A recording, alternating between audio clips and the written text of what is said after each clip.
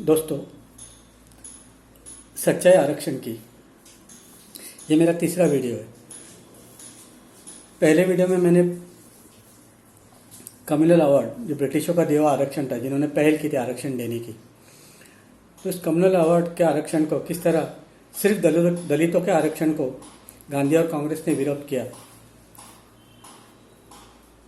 और गांधी जी की जान खतरे में पड़ गई भूख हड़ताल की वजह से, और बाबा साहब ने उनकी जान बचाते हुए इस बात को मान्यता दी कि ठीक है, कुछ सालों के लिए, 10 सालों के लिए कुछ सीटें दलितों को पॉलिटिकली रिजर्व्ड होनी चाहिए, जो पूना पैक्ट के तहत आज भी जारी है लोगों को।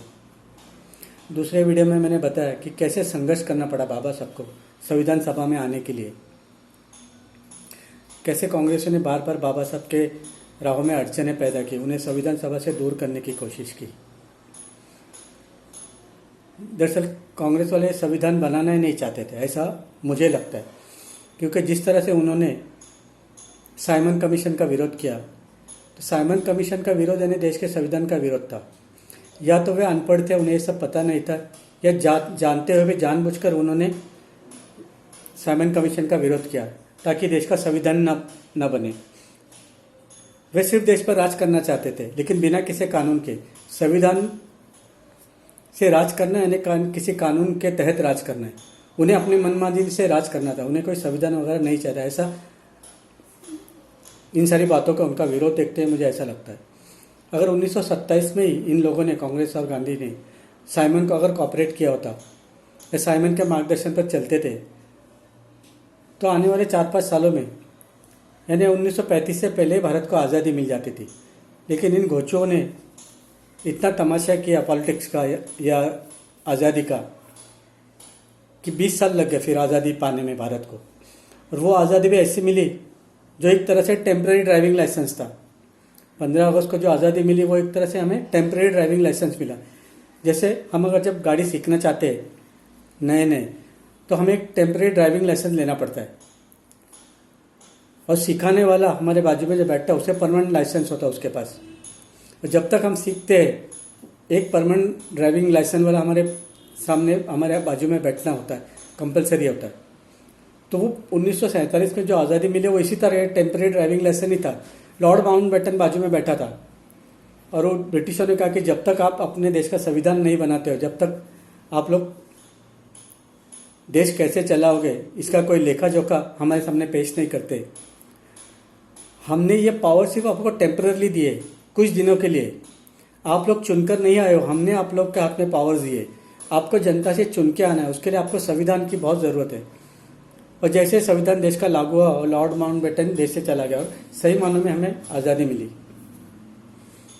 दूसरे वीडियो में मैंने ये बातें बताई। और दूसरी बात बताई, जब बाबा साहब संविधान समिति में, कांग्रेस की मजबूरी थी उन्हें लाना। पहले तो उन्होंने विरोध किया, जब उन्हें पता चला कि संविधान के बगैर तो देश चलेगा नहीं, तो उन्होंने खुद बाबा साहब को चुनकर संविधान सभा में ले आए। और जो बाबा साहब एक सामान्य सदस्य के ही सपना देखते थे संविधान सभा में आने का, वे नहीं सोचते थे कि मैं इस देश का संविधान लिखूँ या मैं संविधान प्रारूप समिति का, ऐसा उन्होंने कभी नहीं सोचा। ये कांग्रेसों की मजबूरी थी कि जो उन्होंने बाबा साहब पे सारी जिम्मेदारी सौंप दी और उन्हें सारे हक दे दिए। और जब बाबा साहब अपने हिसाब से सब कुछ ठीक कर रहे थे, हर भारतीय को न्याय दे रहे थे, और संविधान खत्म होने की जब कगार पर था सब कुछ, तब ये सरदार पटेल बाबा साहब से मिले और दलितों का आरक्षण का उन्होंने विरोध किया और कहा कि दलितों का आरक्षण होना चाहिए। ये बात आप हटा दीजिए बाबा साहब संविधान से। तो बाबा साहब ने उनको ऐसा मुंह तोड़ जवाब दिया कि उन्हें छठी का दूध याद आया। फिर दोबारा कभी उन्होंने बाबा साहब से बहस नहीं की। देखिए, बाबा साहब सरदार पटेल जी का बहुत आदर करते थे, क्योंकि वे उम्र में उनसे बड़े थे। और जब भी उनसे मिलते थे, पता नहीं कब ज़्यादा मिलना होता है। जब तक गांधी जी थे उनकी बातें गांधी जी से होती थी। 1948 में गांधी जी के जाने के बाद ये सरदार पटेल पिक्चर में आए। तो बाबा साहब उनसे हमेशा नम्रतापूर्वक आदर से बात करते थे।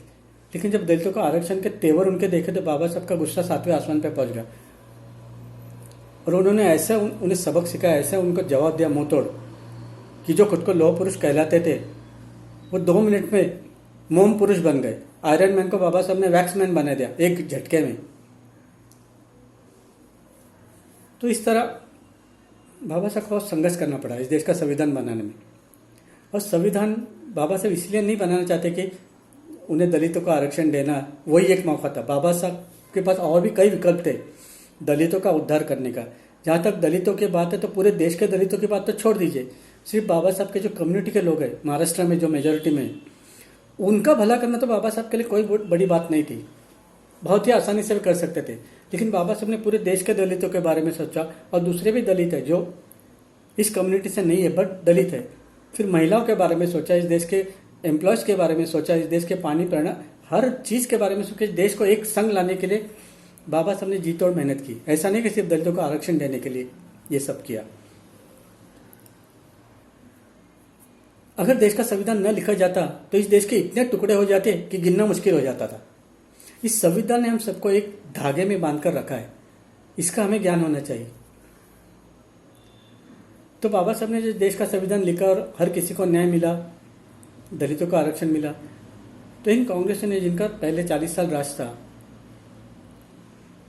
उन्होंने ये सारी बाबा साहब ने जो महान बातें की उन्हें अनदेखा कर दिया और उसके खिलाफ, उसके अपोजिट बाबा साहब के विरुद्ध प्रचार करना शुरू कर दिया।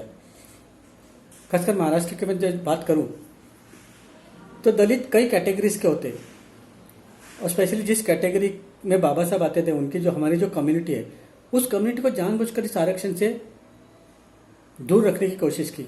जद्दोजहद करनी पड़ती थी हम लोगों को ये आरक्षण प्राप्त करने के लिए। हर तरह से ये लोग हमें अपोज करते थे, हमारा एप्लीकेशन रिजेक्ट, और बहुत तकलीफ थी। और दूसरे दलितों को वे बड़े